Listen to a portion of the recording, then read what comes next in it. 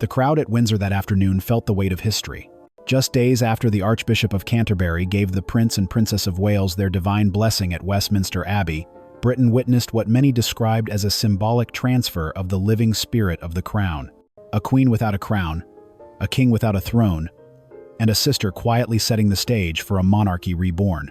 Behind the candlelit corridors of Windsor and the stately hush of Buckingham Palace, a silent revolution is unfolding, and its architect is not who the public might expect. While the world watches the poised appearances of William and Catherine with growing admiration, and speculates on King Charles's health with restrained concern, it is Princess Anne, the ever-pragmatic Princess Royal, who has quietly assumed the role of executor of continuity. This week, senior palace sources confirmed what many royal observers have long suspected.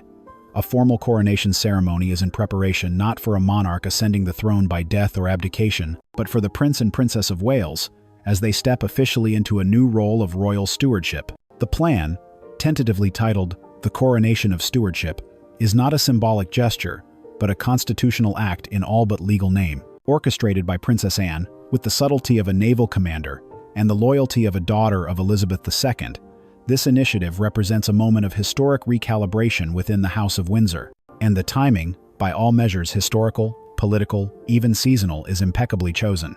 The ceremonial timeline, insiders suggest, is carefully crafted around spring of next year, a deliberate echo of Queen Elizabeth II's own June coronation, where blooming flowers matched a nation's blossoming hope. Spring allows symbolism, one aide confided. It's a natural metaphor for renewal. And renewal is exactly what the British monarchy desperately needs. Politically and practically, the rationale is unshakable. King Charles III, though still officially sovereign, has been under sustained medical supervision for months. Multiple sources confirm he has stepped back from state briefings, diplomatic receptions, and even the weekly red boxes, delegating nearly all public duties to William and Catherine. But unlike previous monarchs who ruled until death, Charles, ever the realist, has reportedly agreed, if not openly, then tacitly, that leadership must evolve while he still lives to guide it. Yet the vacuum created by his semi-withdrawal has exposed deeper cracks within the royal infrastructure. The number of working royals has plummeted to just a handful, many of them nearing or past retirement age. With Prince Harry and Meghan Markle estranged from senior duties, Prince Andrew sidelined by scandal, and Queen Camilla, once a prominent public figure, now receding from state affairs, there is simply no one else with the stature, public approval, and diplomatic capacity to represent the crown consistently. And so, a practical question becomes a constitutional one. Who leads when the sovereign cannot? The answer, increasingly, is William and Catherine. They have not been crowned yet, but every action, every image, every headline of the past 6 months points to a profound truth. The British people already regard William and Catherine as their sovereign couple in spirit, if not in statute. Polls reflect this shift. According to the latest YouGov data, over 82% of the UK public support Catherine and William acting as the monarchy's public face. Their approval ratings have soared, driven by Catherine's rising global stature, following her Commonwealth Youth Forum speech, and William's steady hand during the king's convalescence. Their presence exudes calm, duty, and direction, the exact triad of virtues Britain has historically sought in its monarchy. At 43 and 42 respectively, the couple now embody a generational maturity that aligns perfectly with national sentiment. They are neither inexperienced nor aloof, not figureheads of a gilded tradition, but modern stewards with a grounded, accessible image. From mental health initiatives to climate diplomacy, they have built a portfolio not of ribbon cuttings, but of real leadership. And yet, one obstacle remains. Sources close to Clarence House confirm that Queen Camilla has raised formal objections to the proposed coronation. Her stance is clear: no ceremony, no crowns, and no language that implies William and Catherine are reigning in place of Charles. She believes it undermines the monarchy's constitutional clarity, one insider noted. In her view, there's one king and only one queen. It is not a baseless argument, at least on paper. But to many within the palace, it's a position rooted less in legal precision and more in personal displacement. Camilla, once rehabilitated in the public eye and formally crowned beside Charles just 2 years ago, has seen her role rapidly diminish. Invitations once addressed to their majesties now go to the Prince and Princess of Wales. Her name has all but disappeared from major ceremonial rosters. And though her charities continue, her presence in the public mind has faded, replaced, almost seamlessly, by Catherine. The coronation would mark the final blow, not to her title, but to her relevance. So she resists, not publicly, but persistently. Some palace courtiers whisper that she has even sought legal advice on how far she can go to halt the event without directly opposing the king or Princess Anne. But momentum, once set, is difficult to stop, and Anne is nothing if not determined. Far from staging a power grab, Anne sees herself as fulfilling the charge left by her mother, Queen Elizabeth II, to preserve the dignity and continuity of the monarchy through service, not ego. "This is not succession," she reportedly told one aide. "This is stewardship." She has met with bishops, constitutional scholars, and court dressers. The design of the robes, the route of the procession, even the selection of page boys and girls from ducal households. Anne is involved in every detail. Her intent is clear: to bless William and Catherine not with thrones, but with responsibility under the church, under tradition, and in full view of the people. It is a move not of revolution, but of restoration. And in doing so, she may redefine what monarchy means in the 21st century. While official palace statements remain carefully worded, a detailed timeline for a formal coronation ceremony is quietly underway behind the curtains of royal discretion. Palace sources describe the operation as structured, rehearsed, and spiritually significant, more than a performance of royal heritage, but a constitutional pivot disguised as tradition. And at the center of it all, Princess Anne's fingerprints are on every decision. Dubbed the Coronation of Stewardship, the ceremony is expected to unfold across 4 days in mid-May, echoing the seasonal optimism of spring and the historical legacy of Queen Elizabeth II's 1953 coronation. The dates are being coordinated with both ecclesiastical authorities and the Privy Council, with an eye on favorable weather, international attendance, and global media saturation. Day 1 will begin with a solemn blessing at Windsor, led by the Archbishop of Canterbury, in a setting more intimate than Westminster Abbey, but no less sacred. This service will not involve thrones, anointing oils, or golden scepters, but it will feature robes, oaths, and the public reading of a newly drafted Charter of Stewardship. Day 2 is reserved for walkabouts and public engagements, including a visit to Commonwealth embassies in London, aligning with the narrative of continuity through international harmony. William and Catherine are expected to speak publicly about their evolving roles for the first time, carefully scripted, but emotionally resonant. Day 3 will be the apex, the ceremonial entry into Westminster Abbey. Unlike previous coronations, no heavy gold St. Edward's crown will be used. Instead, a lighter coronet, the crown of renewal, will be placed upon Catherine's head by Princess Anne herself. William will receive a ceremonial stole, embroidered with emblems of service, rather than a crown. Day 4 concludes with a garden reception at Kensington Palace, attended by charity leaders, military families, and youth representatives, signaling a monarchy, not of conquest, but of compassion. One of the most closely guarded elements of the upcoming coronation is the symbolism woven into Catherine's ceremonial attire. Royal seamstresses confirm that 2 robes are currently in production. The robe of state, worn while entering the Abbey, will be repurposed from Queen Elizabeth II's original crimson velvet robe, but with significant alterations. The new trim will include indigo silk panels to symbolize unity and reflection, a visual departure from the red traditionally associated with sovereignty. The robe of estate, donned upon exiting, is being designed from scratch by the Royal School of Needlework, featuring pearl thread embroidery, wild rose motifs, and the names of all 56 Commonwealth nations stitched along the hemline. The entire process is expected to take over 1,200 hours, involving artisans from across the UK and Canada. This robe, according to one insider, won't just reflect status, it will reflect shared responsibility. The pièce de résistance, however, remains Catherine's new crown, designed and commissioned in absolute secrecy. Garrett & Co., the crown jeweler since 1843, has been tasked with its creation. Modeled loosely on Queen Alexandra's diadem, the crown of renewal will feature a platinum frame, symbolizing modernity, 4 deep blue sapphires belonging to Queen Mary, over 2,300 ethically sourced diamonds, a detachable crescent-shaped coronet for smaller ceremonies, estimated value, £12, 14 million, making it the 3rd most valuable crown in British royal history. Its very existence stands in quiet defiance of Camilla's assertion that no new crown should be made while the king still reigns.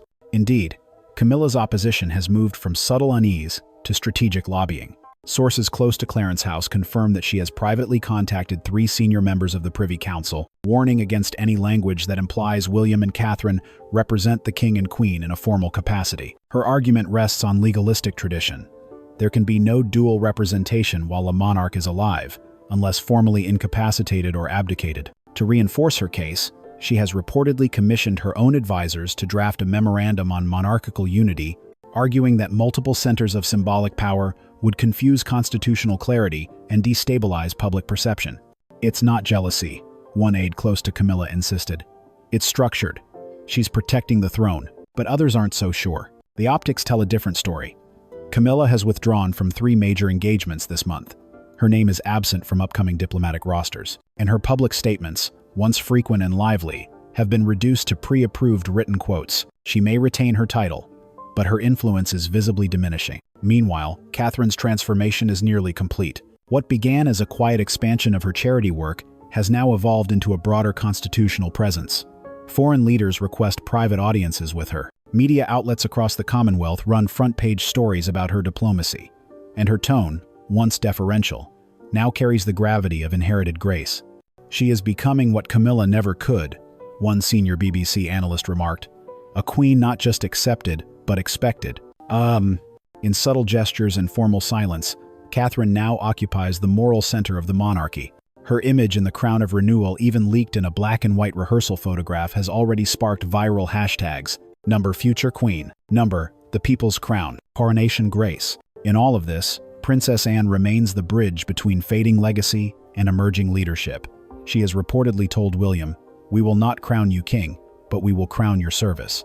Anne's hope, insiders suggest, is for a monarchy less defined by thrones and more by thresholds, one that moves not by law, but by legitimacy earned.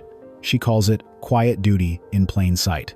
And if all goes to plan, this spring, Britain will not witness a coronation of conquest. It will witness something more powerful, a coronation of consent. From the cobbled streets of London to the newsrooms of Toronto, Sydney, and Nairobi, the announcement, though unofficial, of a potential coronation for William and Catherine has stirred a ripple far beyond the United Kingdom. International press outlets have not hesitated to name what the palace still resists. A new royal center of gravity is forming.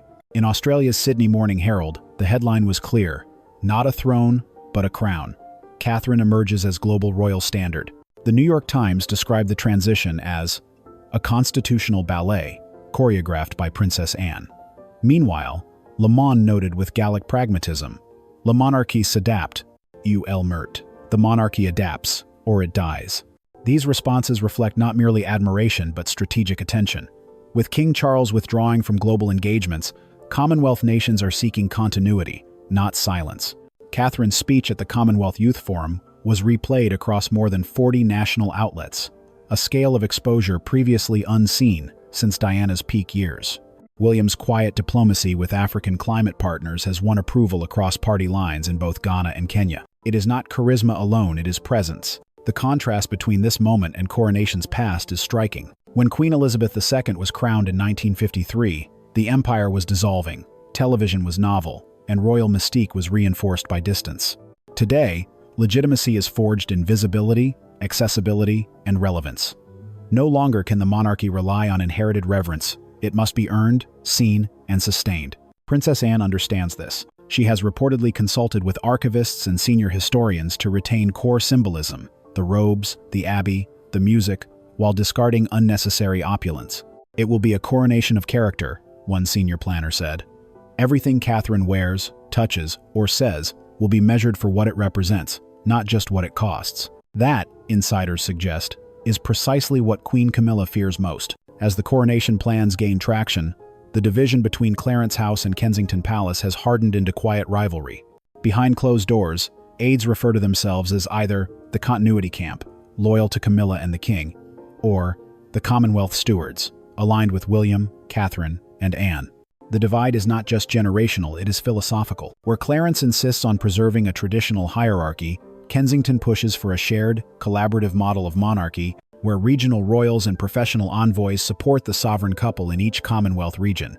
Camilla, used to wielding soft power behind the scenes, now finds her influence curtailed not by law, but by relevance. She still holds the title, one royal journalist noted, but the light no longer bends toward her.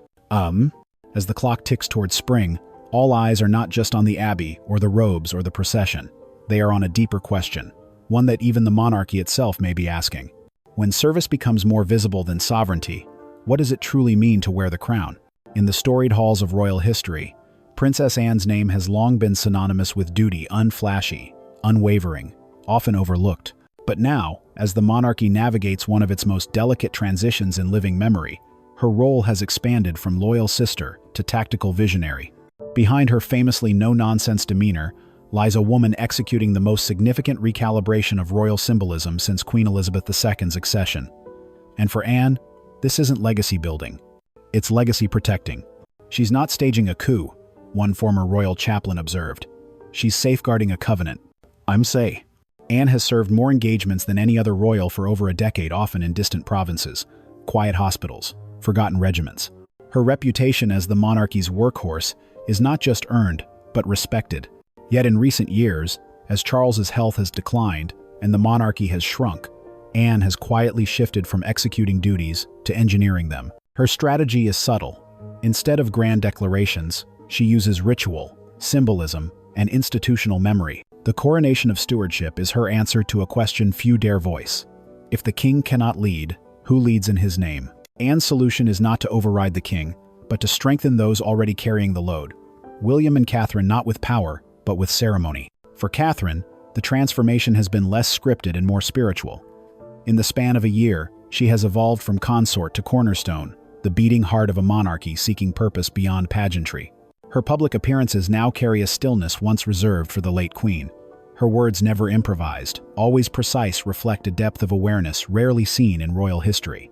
Even her fashion choices have become statements of statecraft. The ivory coat at Windsor, echoing Elizabeth's post-war wardrobe. The pale blue ensemble in Kenya, lined with embroidered Commonwealth stars. And soon, the robe of estate, stitched with every Commonwealth nation's flower, will complete the image. Not a queen crowned by birthright, but by meaning. Yet for all the symbolism, the transition treads a legal tightrope. King Charles remains the sovereign. The crown in Parliament, the royal assent, and all executive authority still reside with him. But optics matter, presence matters.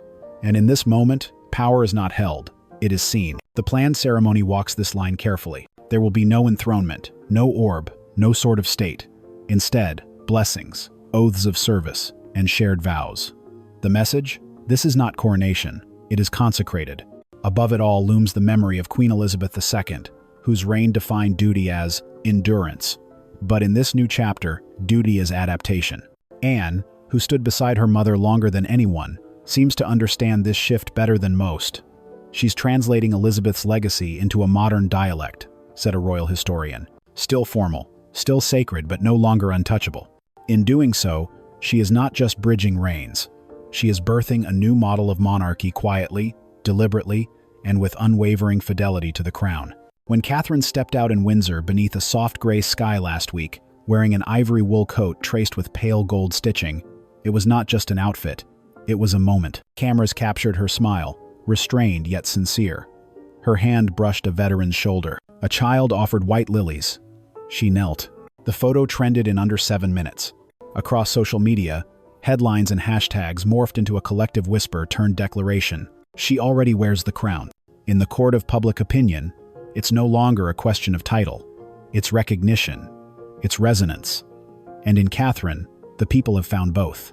What's remarkable is that Catherine has achieved this without a single constitutional amendment, without any formal claim to sovereignty, and without dismantling the current monarchy. Instead, she has ascended in the only way the British monarchy can survive in the modern age, by invitation of the people, not proclamation of the palace. She speaks carefully, but with weight. Her recent speech at the Commonwealth Youth Forum delivered in a steady, confident voice beneath the Union. Jack was praised by African and Caribbean broadcasters as visionary.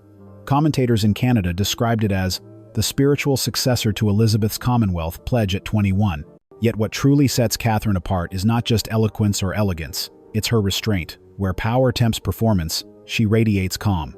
She does not fill the silence left by King Charles or Queen Camilla, she inhabits it. Princess Anne has always understood duty through discipline. But with Catherine, her support takes on a near-sacramental quality. Those close to Anne say she sees in the Princess of Wales the ethical continuity of their mother, not in bloodline, but in bearing. She has the posture of service, Anne reportedly told a palace aide.